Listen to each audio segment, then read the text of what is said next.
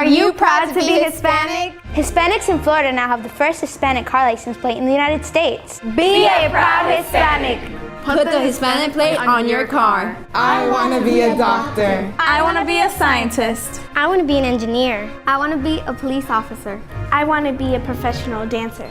By getting the Hispanic plate for your car, you will support scholarships and community programs. Call now or visit HispanicAchievers.org. Good evening and welcome back to Latina Role Models. I am your host, Attorney Sandra Rivera, and I have the pleasure of speaking to Sandra Carrasquillo today. Welcome. Thank you. I'm very happy to be here. I'm not happier than I am. Tell me a little bit about yourself. I know that you've been in Florida, and I'm assuming the Central Florida area, for about 31 years. Been in Orlando 31 years. Went to UCF as a student and finished. But I did my internship at the only Spanish radio station at the time, and I got hired. And what radio station was that? That was Onsecu. Okay. And I worked for them for 16 years. Wow. And what were your duties? What was your job there? Well, I started doing everything as helping out in every single detail. Since it was a new radio station, I became the traffic director. I also did the traffic reports, and that's the way I started.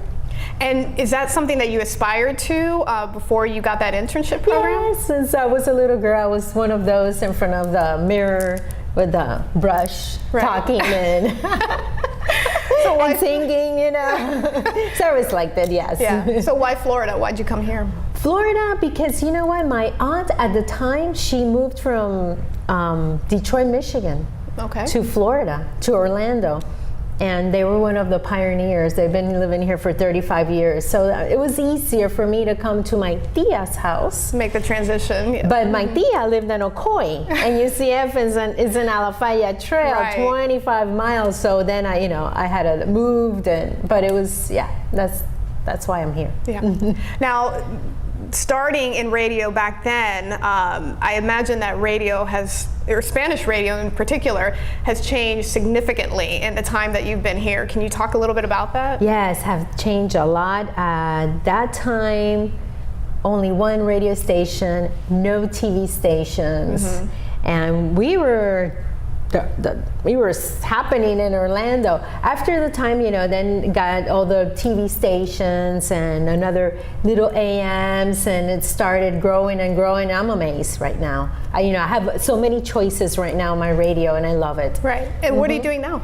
Well, right now I'm a news anchor for Florida News Networks, and I do the news in Rumba 100.3 in the morning. And I also do for iHeartMedia their public affairs radio shows that airs in 14 radio stations across the state, including Rumba. And I also have my radio talk shows in AM 1440, La Voz de Orlando, 1440 AM. And I do Ellas y su punto de vista and Mujer de Hoy, two different radio shows, talk radio. Okay, and those are also on 1440, or those are on different? 1440 Spanish talk radio. Okay, so you stay pretty busy, and I imagine you have to stay pretty current on what's going on in our community. Is there a specific area that you like to focus on in your talk shows, or are you just kind of all around information? I embrace. My passion is nutrition. Okay. And I always tend to talk about good health with my radio listeners. But yeah.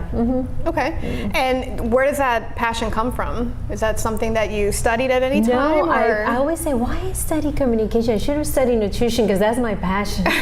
And I'm always trying to figure out with foods and telling my husband, you should eat this is good for this is good for your kidneys, and I don't know, this is a passion. Okay, so what's your cheat meal? What do you like to cheat with?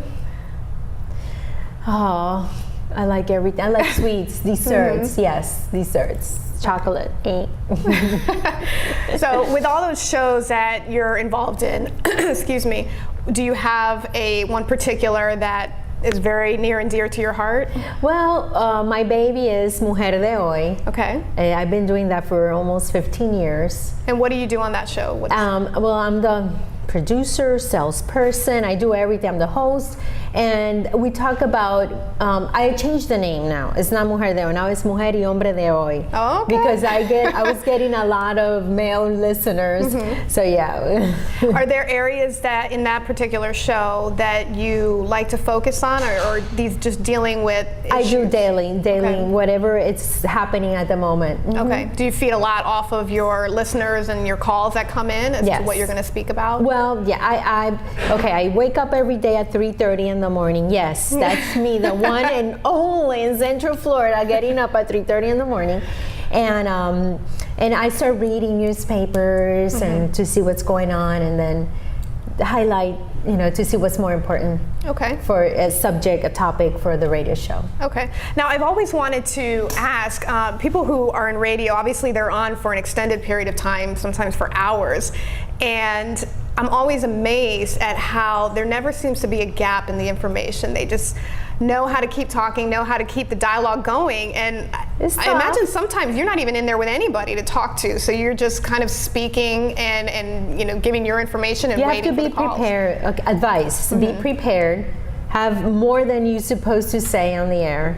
All this information, more. I packed a whole bunch of stuff, and the callers make my show. Yeah. Do you have any calls in particular that stand out in your mind that made an impact in your life, or a situation that somebody may have called in about? Yes, I have saved lives. Really? With my radio show. Wow. With people suffering depression. That's amazing. And helping out with some advice, and little that I know that they call me and say thank you so much. Wow. Yeah, that's fulfilling. Yes. So on your show, you have the opportunity in a lot of the things that you do to interview different people. Is there an interview in particular that stands out in your mind that you're especially proud of? Well, I do have a lot. I have interviewed Ricky Martin, and that was a really cool interview. Julio Iglesias, that was really cool because he kind of invited me to go out with him after the interview, and I'm like, no, thank you. That's a successful interview. And then also the salsa singer Frankie Ruiz, I interviewed him, and it was really amazing, which I still have that interview with me. And I also interviewed the President of the United States of America, Barack Obama. Wow, our current president. Yes. Okay, Yes. Tell me about that. How did that happen? Well, I was at the beach one day with my husband and my son. I was relaxing with my favorite book and a nice icy drink, and my phone rang, and they said, this is such and such from the White House. We would like for you to interview the President of the United States of America, and Barack Obama. And I thought it was one of my friends making a joke. I'm like, yeah, sure. And I'm like sitting down like this, and I'm like answering just like that. And then the interview got more and more and more serious, and I was like, and I'm like, okay. And then I knew it was for real. It was it was a serious radio. They were asking me to interview him, and so I had to cut my vacations. Of course. I started panicking. I'm like, I need to study. I'm on vacation. I haven't read anything for 5 days. So yeah, and it was just amazing. That's incredible. Now, did you have the opportunity to do that here in Florida? Yes, here in Florida. All right, all right. And how did you feel sitting in the room waiting for him to come in? It was amazing. My heart was beating after that interview. It was like one of those days that when you have one of those tests that when you get rid of them, you just want a margarita. Yeah, been there. That's what happened after that interview. I was so, stressed because I wanted to have the perfect questions, and so it was amazing. And how did you find the president? What did you think of him? He's very good. I mean, it was very polite, he answered all my questions. Although they at the White House, they asked me for the questions. Okay. And I sent it to them. They're like, we don't want 1 and 2 and 3. I'm like, okay. So when it was the time for the interview, I asked for 1 and 2 and 3. You don't tell me what to ask him. So you're a reporter. So is there? You named some pretty big names. Was there anybody, including the president, that you felt intimidated at all, or has your experience in this field just prepped you for those type of situations? No. No? Felt pretty confident. Mm-hmm. That's great. Yes. And you have a family. You have a husband and I have my son and my daughter, Alexandra. She is just graduated from UCF and Gonzalo. Okay. Mm-hmm. Are any of them going to follow in your footsteps? No. Alexandra's she's studying law school, and Great. my son, he's still in middle school. Okay. Sandra, you mentioned that you also do morning radio with La Rumba, which is a local radio station here. Now, I listened to La Rumba, and I've heard all of the characters on there. What is it like being in the studio with all of them? It's really fun. I do the news for them. I'm their news anchor. And being in the morning with John Musa and Jenny and Casper and although the crew is really fun, everybody's like, how can you work with them? Oh my God. I'm like, they're really nice, cool people. They do not intimidate me at all. I come with my news and they come in with the news, whatever I have. So I like it. I love it, actually. And have you been there for how long? With iHeartMedia. It used to be Clear Channel. I've been with them for like 11 years. Okay. So what's next on your agenda? I mean, you're so busy. I'm cool right now. Nothing, no major, I don't have any major, I don't know. I might have something going on, but not now. Right. Now, we have a lot of people that watch that, maybe, especially now, this is a season of graduations and people are trying to figure out, or young people are trying to figure out what it is they want to do with their lives. And your path has been an extensive one to get to where you are. So for somebody who has aspirations to either go into television or some kind of media, do you have recommendations as to what they need to, or what they can expect and how to break into that particular field? I think in any field, you just need to be prepared. Just try to be a yes person. Be humble. Humble will take you anywhere you want. Just be humble. I think that's the key. Yeah. And what are you most proud of in your life? What am I most proud? Good question. I'm just happy. I'm just proud to be happy. I'm a happy person, and yeah. Sandra, can you tell some of the viewers who maybe haven't heard any of your programs where they can listen to you, when they can tune in to hear what you have to say? Yes, in the mornings, Rumba. I'm there at 7, at 8 in the morning. Also in the afternoon and 14:40 a.m. at 4 o'clock prime time. Perfect. I look forward to hearing more of you. I'm excited. All right. I want you to be in my radio show again. Yes, role reversal. I'd be happy to. Well, thank you for joining us at Latina Role Models. I'm your host, Sandra Rivera. Hi, I'm Gloria Puerta from Feed and Fortify Community Organization, today in Latino Role Model. And be yourself. Try to have your purpose in life and be a legacy of service. My name is Milagros Rivera, and I'm a founder and mentor of Daughters of the Mighty King mentoring program for young girls. I am inspired and encouraged to be here because I want to see a new generation rise up.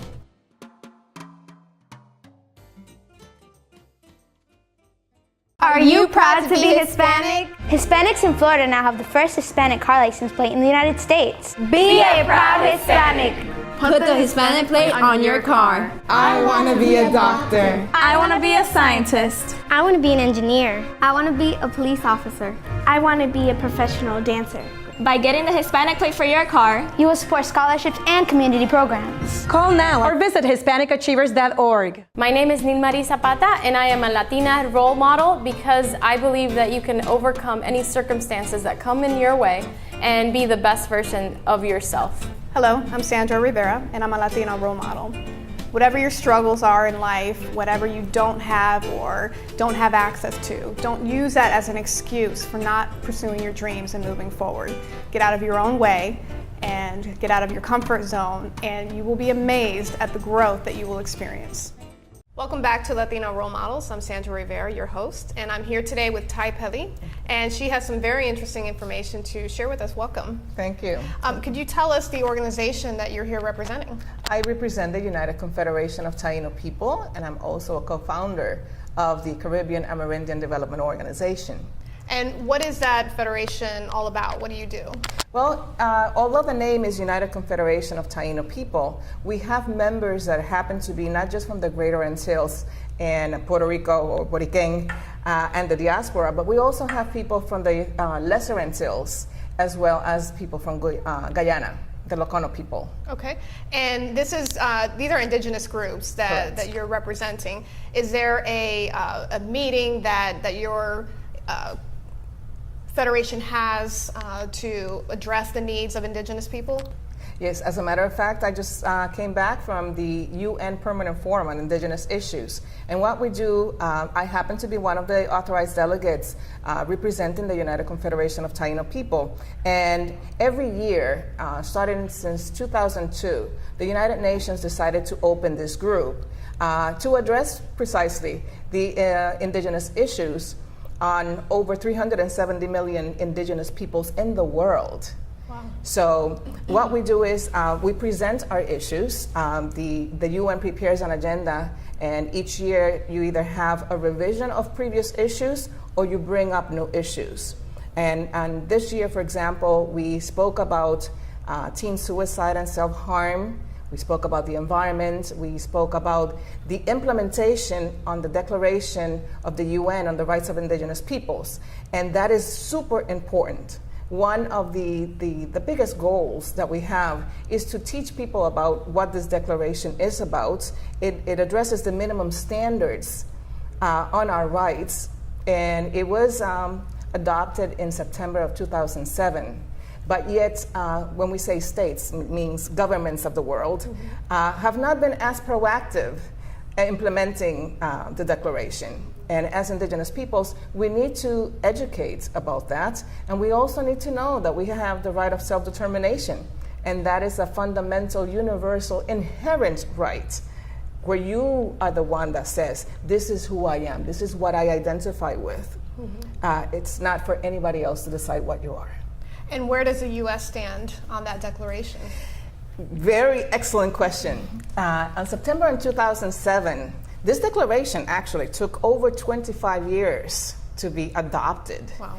And came September, 11 states, 11 countries abstained from voting, and we had 4 countries that simply said no.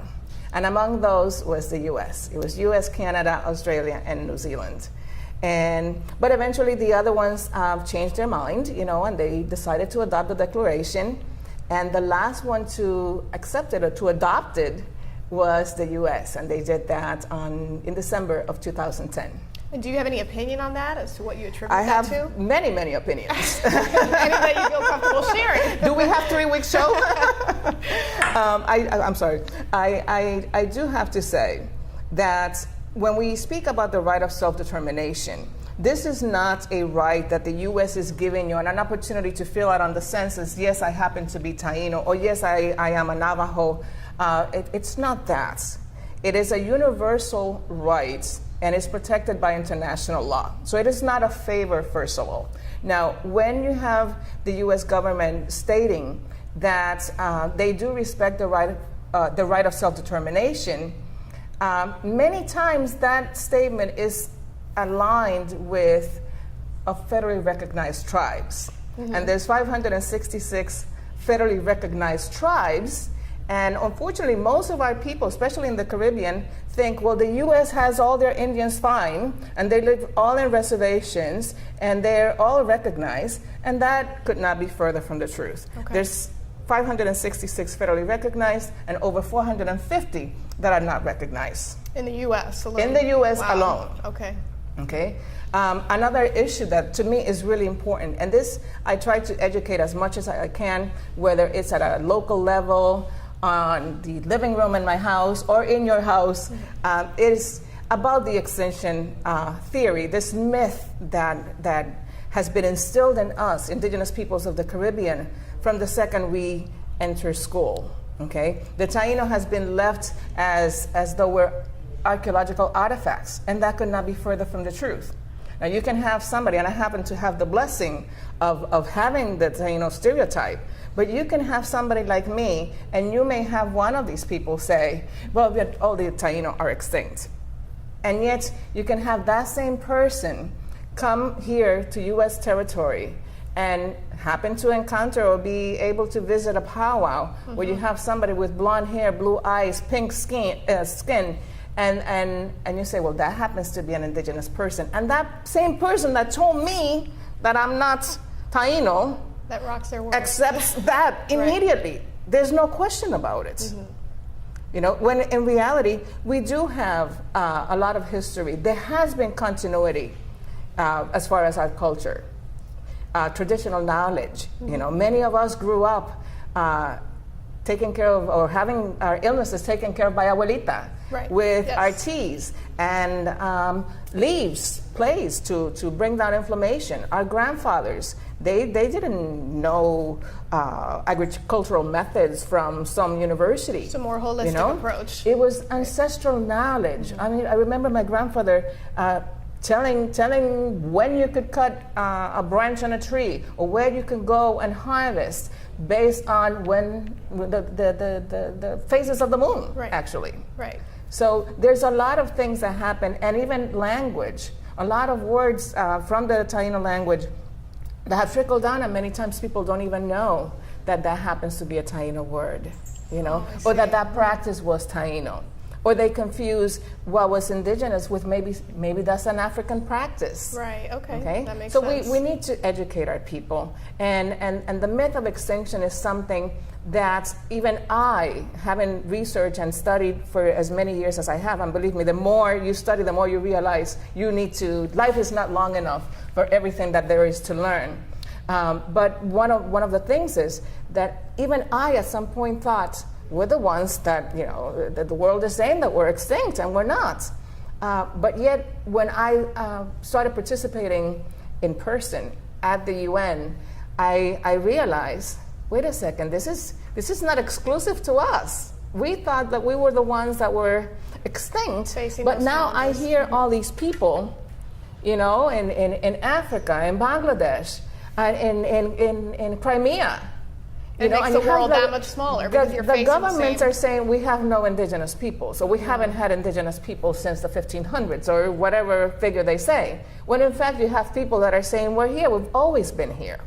So we have to understand that we have to expand the funnel of vision and see what is really just affecting indigenous peoples in the Caribbean. Or people that assert their right of self-determination versus what is happening in the world. Am I being oppressed because of what I have been taught, you know, and the information that has been hammered onto me? Or is there really another side of this story? And that is the part that I really want to take a lot of proactive approach to. So how as an organization do you do that? How do you educate people about the trials that indigenous people face, or educating people about the rights, or that we should even be paying attention to something like this? Well, and one of the issues right now, for example, we have a lot of artifacts, human remains all over the world that happen to be Taino.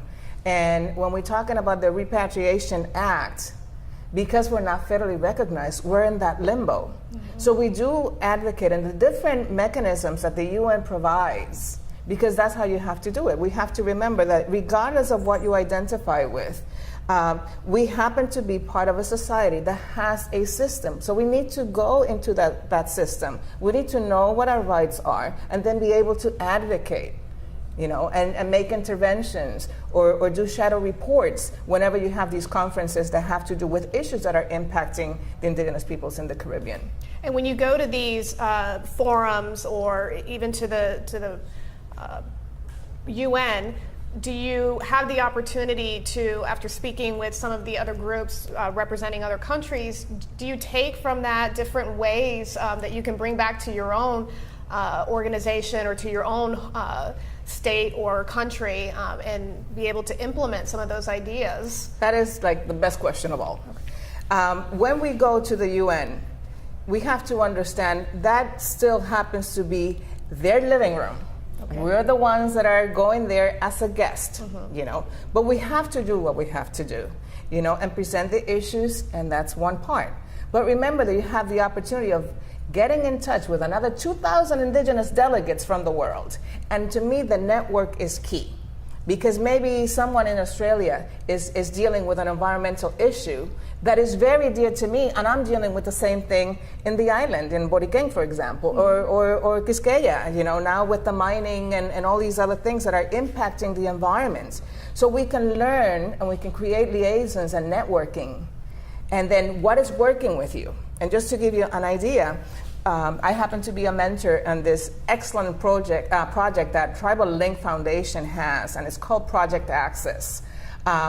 I'm an alumni of that program, and now I go in every year as a mentor to teach others how to go about the UN system and also how to present these interventions, you know, at the forum, and hopefully, you know, cross your fingers and you had such an impact that, you know, that intervention is taken. But one of the students that I had this year happens to be a scientist, an environmental biologist from Australia.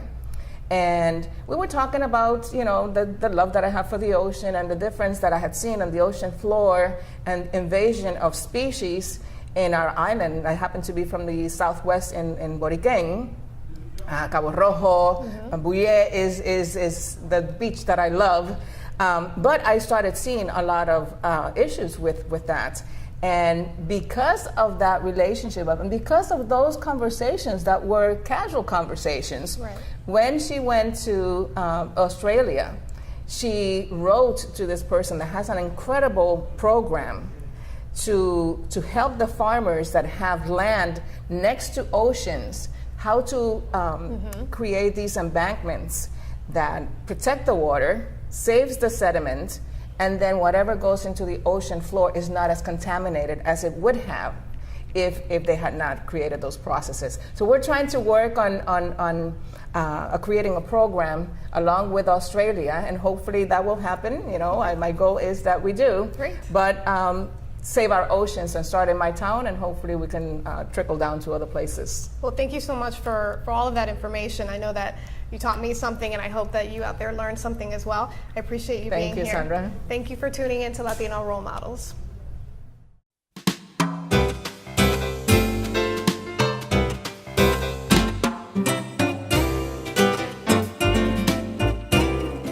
Are you proud to be Hispanic? Hispanics in Florida now have the first Hispanic car license plate in the United States. Be a proud Hispanic. Put the Hispanic plate on your car. I want to be a doctor. I want to be a scientist. I want to be an engineer. I want to be a police officer. I want to be a professional dancer. By getting the Hispanic plate for your car, you will support scholarships and community programs. Call now or visit HispanicAchievers.org. My name is Nilmarie Zapata, and I am a Latina role model because I believe that you can overcome any circumstances that come in your way and be the best version of yourself. Hello, I'm Sandra Rivera, and I'm a Latino role model. Whatever your struggles are in life, whatever you don't have or don't have access to, don't use that as an excuse for not pursuing your dreams and moving forward. Get out of your own way and get out of your comfort zone, and you will be amazed at the growth that you will experience. Hi, I'm Gloria Puerta from Feed and Fortify Community Organization, today in Latino Role Model. And you know, be yourself. Try to have your purpose in life and be a legacy of service. My name is Milagros Rivera, and I'm a founder and mentor of Daughters of the Mighty King mentoring program for young girls. I am inspired and encouraged to be here because I want to see a new generation rise up.